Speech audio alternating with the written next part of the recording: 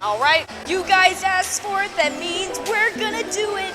We are gonna start building our new skill progression video series and moving to the ground. We're getting upside down. We're gonna start building on some handstands, mainly getting into handstand walks. So I have the magical book of secrets. No, it's not very secretive. This is just my notes. I came up with 6 videos that I want to do for you guys, help you appropriately progress to your upside down world and gets to where you guys are walking on your hands, doing all that cool stuff, breaking it out at parties. Handstand and handstand walks it is. Let's set the book off to the side.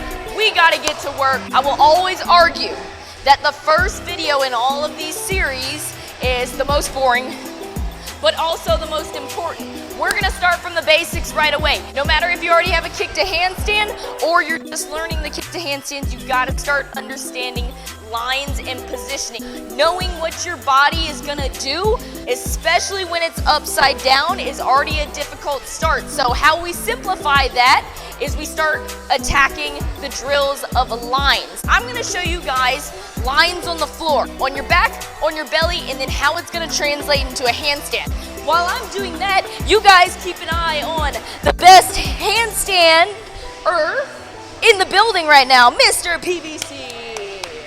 All right, now that's his face at the bottom, that's his toes at the top, and what you guys will notice is PVC right here is one beautiful line from its hands all the way up to its feet, and this is what we are trying to mimic as we start building our lines in our handstand progression. I'm gonna set beautiful PVC walking on his hands over to the wall. You guys look at that and then see if what I'm doing mimics Mr. PVC right here, okay? We're gonna start on our backs. What is stacked? Stacked means everything is in one column when I'm upside down. From my feet to my hips to my shoulders to my hands is all looking like one straight line. There's still some muscle groups that are squeezing to create that.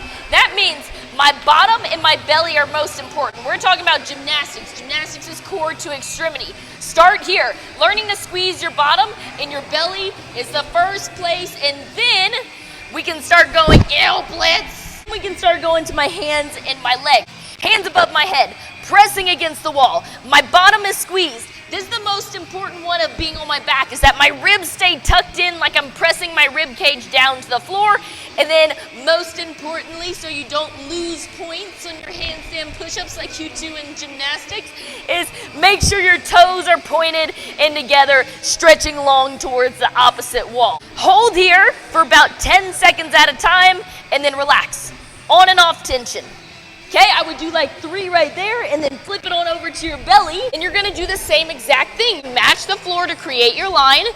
You're gonna press against the wall and reach long, long, long. Biggest thing, it's a little bit weird, but when I teach these drills, I'm looking at your booty because it should be squeezed super, super tight like so. Push against the wall, reach long, squeeze that booty, a line flat to the ground. The reason we do reps on the ground like that is to start connecting my brain to my body.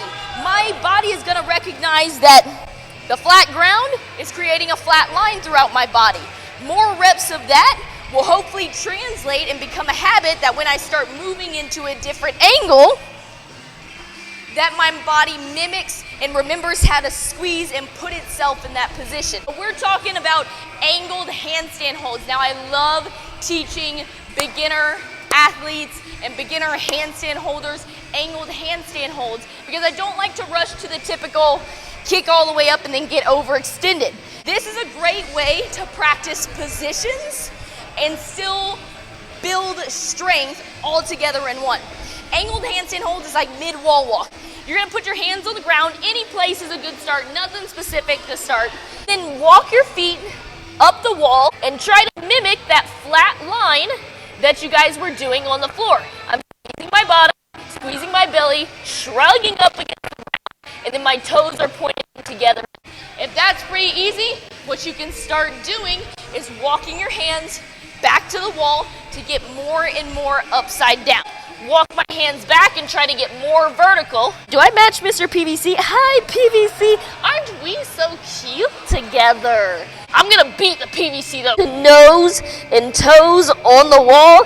If you're here, you're doing pretty awesome in your handstand journey.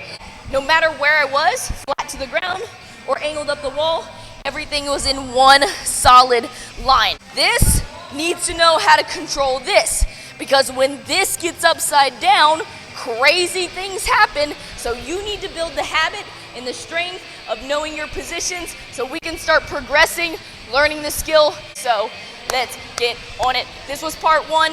Stay tuned for more parts. I'll see you guys later. Peace out.